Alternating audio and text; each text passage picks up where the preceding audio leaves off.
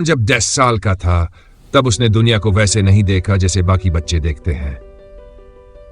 उसके लिए बचपन का मतलब खिलौने नहीं, जिम्मेदारियां थीं।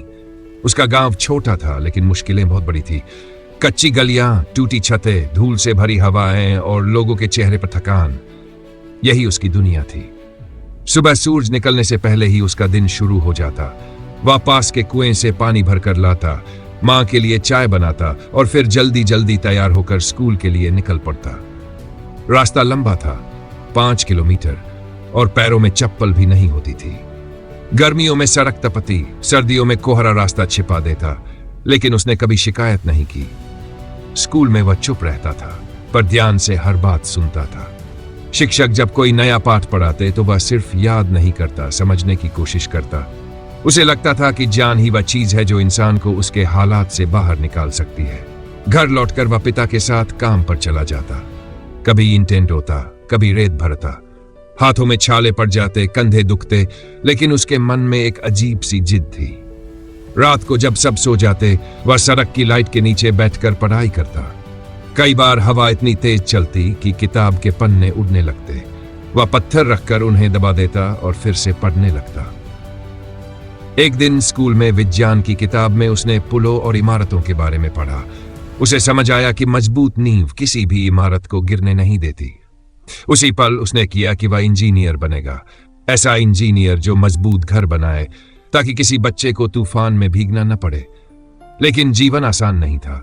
जब वह 3 साल का हुआ, उसकी मां की तबीयत और बिगड़ गई। दवाइयों के पैसे जुटाना मुश्किल था। पिता की कमाई कम पड़ने लगी। कई बार ऐसा लगता कि पढ़ाई छोड़ दे और पूरी तरह काम संभाल ले।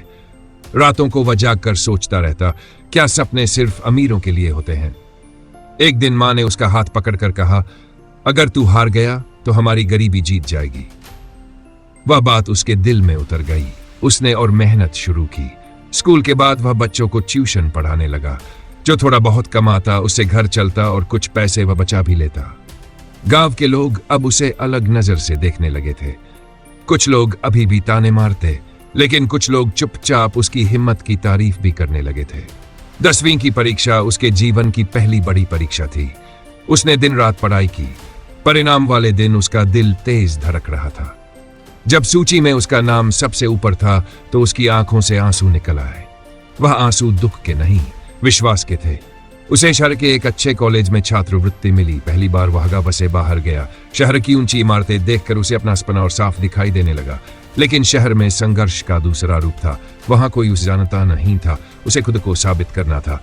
कई बार भाषा की कमी के कारण लोग उसका मजाक उड़ाते। उसके साधारण कपड़े देकर छात्र थे, लेकिन उसने हर अपमान को ईंधन बना लिया। वह लाइब्रेरी में घंटों बैठता, छुट्टियों में भी घर नहीं आता, क्योंकि वह जानता था कि समय कम है और मंजिल दूर। इंजीनियरिंग के अंतिम वर्ष में उसे एक बड़ा प्रोजेक्ट मिला। ग्रामीण इलाकों के लिए कम लागत वाले मजबूत घर का डिजाइन बनाना। उसने वही किया जो उसने बचपन में सोचा था। उसने ऐसा मॉडल तैयार किया जो सस्ता भी था और तूफान सहने लायक भी। जब उसका प्रोजेक्ट राष्ट्रीय स्तर पर चुना गया तो उसे पहली बार लगा कि उसकी कहानी सिर्फ उसकी नहीं रही, वह कई लोगों की उम्मीद बन चुकी थी। पढ़ाई पूरी होने के बाद उसे शहर में बड़ी नौकरी मिली, अच्छी तनख्वाह, आरामदायक जीवन, सब कुछ। लेकिन उसके मन में हमेशा गांव की टूटी छत घूमती रहती। कुछ साल काम करने के बाद वह अपने गांव लौटा। लोगों ने उसे पहचाने में एक पल लिया, फिर गर्व से उसका नाम लेने लगे। उसने सबसे पहले अपने गांव में मजबूत घरों का निर्माण शुरू किया। सोलर पैनल लगवाए, पानी की टंकी बनवाई और स्कूल में विज्ञान की लैब बनवाई। एक शाम वह उसी जगह खड़ा था जहां कभी तूफान ने उसकी छत उड़ा दी थी। हवा फिर चल रही थी, बादल फिर गिर रहे थे, लेकिन इस बार वह डर नहीं रहा था। उसने पीछे मुड़कर देखा।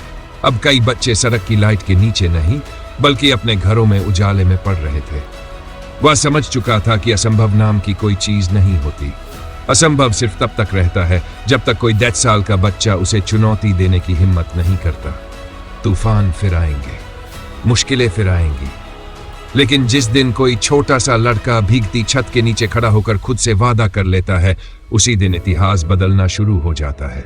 और शायद आपकी कहानी भी वहीं से शुरू होती है।